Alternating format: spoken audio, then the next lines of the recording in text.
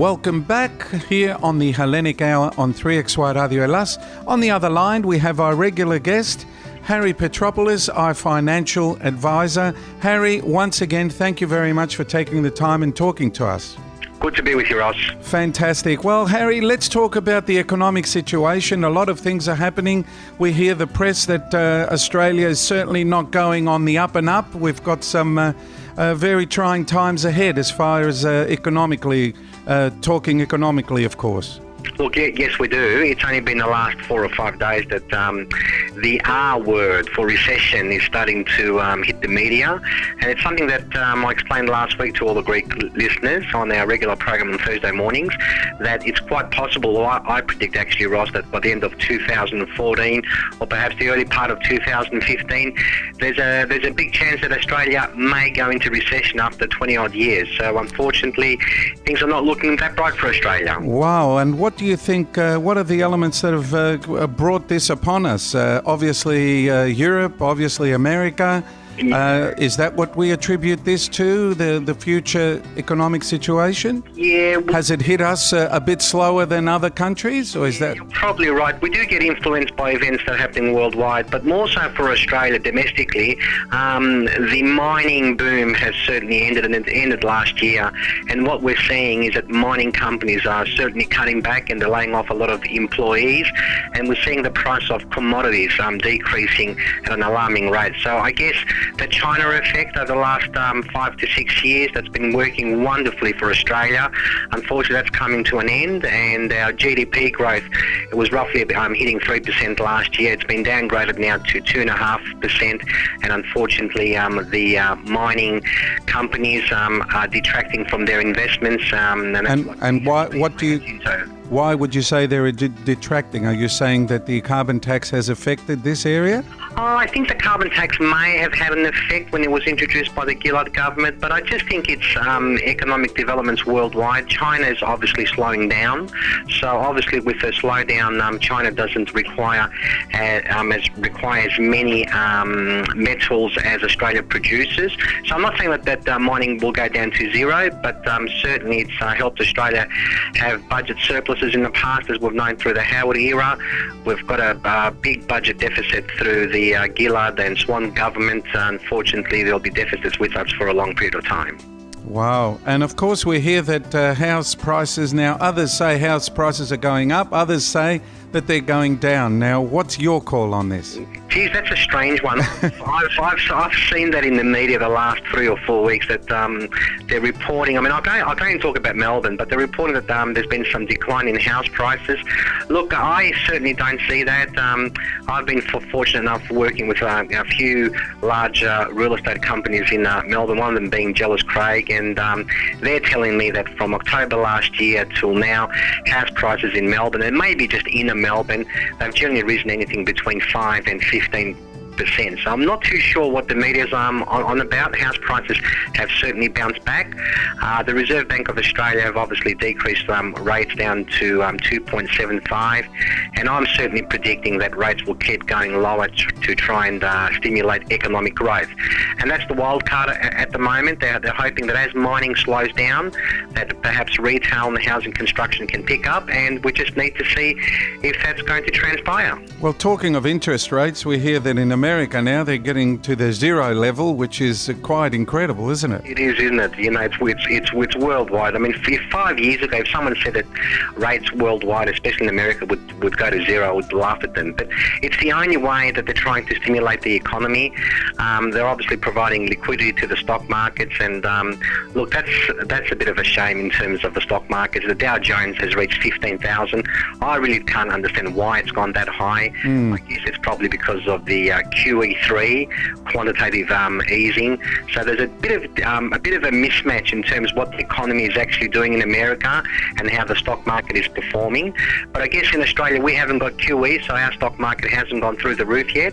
But I guess at this point in time, Australia's quite stable, but looking forward, it's not looking that bright. And as I said, I predict certainly by the end of 2014 and the beginning of 2015, we're probably going to go into recession, and a lot of young kids kids, well, I shouldn't say young kids, a lot of 35-year-olds probably don't know what a recession is because they were too young back in the early 90s. And exactly, yes. We don't want that to happen, that's for sure. We don't. Yes, they'll experience it for the first time. I hope it doesn't happen, but unfortunately we're going down that track.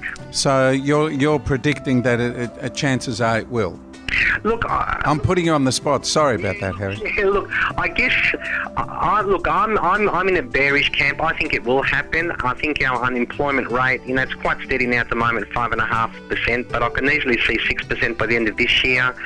I can see that obviously construction hasn't picked up. The Australian stock market, there's been already 120 odd downgrades, so obviously revenues are not picking up. Unemployment is starting to, tick up a little bit higher. Retail has absolutely been smashed. Bombarded, yes, definitely. Smashed is probably the right word. Yes. So, we're holding on as much as we can, but in order for Australia to avoid recession, we need to see a pickup in Europe. That's not really happening. I mean, Spain, they've reached 6 million people unemployed, and they're just as bad as Greece. So there's not many catalysts worldwide to say how Australia can avert a recession, unless China rapidly picks up a bit. Yeah, and yes. I can't see that happening because there are reports coming out of China that there's virtually ghost towns, apartments after apartments being empty. Whether that's true or false, no one really knows, but I can tell from the price of our commodities. The price of iron ore last year reached about $175. It's sitting at the moment about $115 per tonne, and that's probably the biggest commodity that Australia's exporting to China. And when you see drastic drops from 175 to 115, it's telling you a story. There's a downward trend, and I predict that iron ore sooner or later will probably hit $80 per tonne. Wow. Well, Harry, let's talk about something a little bit closer to home now. We're talking about the taxi industry. Yep. The last few months we've seen changes, we've seen rallies, we've seen big meetings in regards to owners of taxis and taxi drivers themselves.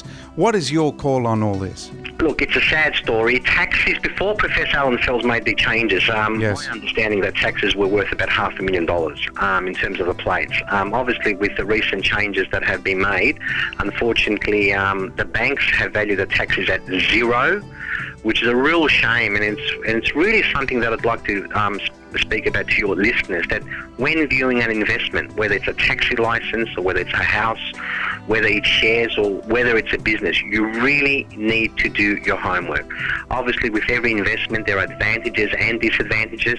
Not too many people saw this coming, unfortunately, a couple of years ago, and not too long ago, I kept on hearing how taxis were a fantastic investment. Now, can you imagine someone a year or so ago mortgaging their home, spending or investing $500,000 in a taxi license, just to be told by a bank now that it's worthless? So my take on the whole thing, that it is a bit of a shame, no compensation to the taxi owners whatsoever, and unfortunately even their income, taxis, my understanding, they were earning about $30,000 a year, yep. And unfortunately that's been downgraded now to about $22,000, well, that's my understanding. So what you're saying, Harry, just to clarify for our listeners, is that the banks are putting a value on the ownership of the taxi itself, not that it's worth nothing, because obviously the owner can sell it, correct?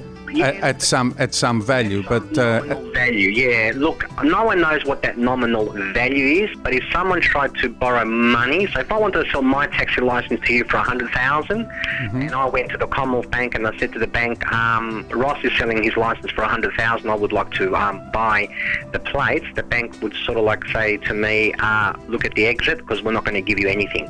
They're valuing them at zero. So whether or not they're worth something, there's some snippets in the marketplace that, people could possibly sell them for $200,000 or $300,000. I haven't seen any evidence of that, and I guess we'll try and identify some sort of a figure in the next 2 or 3 months. But at this point in time, I don't think there's been a sale that's gone through ever since the changes have been made. Oh, I don't think that. Well, I haven't heard of either. It's only been recent. But the point I was trying to make is that taxis are still a viable investment, in the sense that the return is a pretty big one, because you mentioned if it was worth 100,000 or 2 or 3, the government is paying, you are getting a return on your money, as far as income is concerned. So there's got to be some value to having a taxi license. Correct, and it's a matter of how much value you think a taxi is worth. So if we know that taxi licenses are giving you an income of $22,000, correct, then one has to try and justify some sort of value. As I said, I haven't seen any sales gone through the taxi industry at the moment. I'm very fearful if the banks value taxi licenses at zero. I'd be a pretty brave person to pay anything more than zero for a taxi. That's only my point of view, but I guess the future will tell us where these taxi licenses will be valued. Definitely. Now, Harry, talking about, I think we might even go further away from home now and go to Greece. You've heard the national broadcaster ERT closing its doors, another indication of financial difficulty in Greece. Greece is in a depression. Definitely. Greece it's not a recession anymore. I tend to read a lot about worldwide economic events, and people still talk about Greece being in a recession. Greece is in an economic depression, and Spain's not that far behind. Obviously, closing the ERT, which is the TV and the radio station, that's another nail in the coffin for Greece. There is talk though that investors worldwide are looking for the first time to make some investments in Greece, obviously because the prices have detracted to be so low. That is a good sign, and I guess from my point of view looking at Greece, I would like to know when they're going to hit rock bottom. Now, I believe we're not that far away from Greece hitting rock bottom. The youth unemployment, I think, is about 60 or 65%, and I think Spain's not that far behind that either. But look, Greece can start growing again once they reach rock bottom. Now, some commentators are saying it may take another 10 years. Other people are saying, well, if investors are looking at Greece, maybe they've hit rock bottom. So, like Greece, like Spain, Italy's not that far behind. Not far behind either. Sure, their figures look, much better than Greece and much better than Spain, but I can assure you that Italy's going down the same track. So they haven't really resolved the problem for Europe. Europe has a lot of debt. There's a global banking crisis at the moment. Politicians are trying to sort out which is the best method to get these countries going, but it can't happen overnight. They have to taste their bad medicine so they can get back on their feet again. And who knows, it may be around the corner that they can start recovering, or it may be the new normal for the whole of Europe, that it'll be economic doldrums for the next 10 years. Well, look, I just read a article from Greece in regards to ERT, the national broadcaster there, and what they're saying is obviously there was a huge burden on the government as far as expense was concerned, with 2,700 people working, and they probably could have done the job with, if not half or 30% of that figure. And that was a big burden for the government, but I suppose a lot of people were a bit disappointed in the way that it happened, where the Prime Minister didn't consult with the coalition. But as far as this article was concerned, they're saying that there was no choice because of the economic situation, and this was a very drastic measure indeed. But the great news for our listeners is that it will come back with another name, and obviously with far less staff, and hopefully not that much of a burden on the economic situation of Greece. So that is a good step, I would think. It is good news. It's not that dissimilar from the American experience when General Motors went into bankruptcy.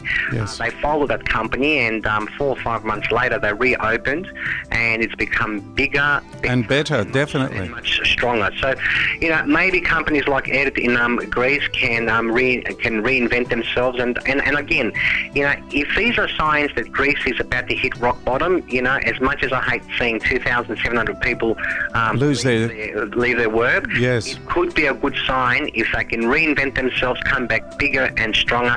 The only query that I have about, the worldwide economic activities, and it's a bit like Ed, if they can do the job with 1,000 people when 2,700 people were employed, where do these other people find work? Exactly. That's the main problem. Yes, definitely. Well, Harry, I think we've gone all around the world as far as economics is concerned.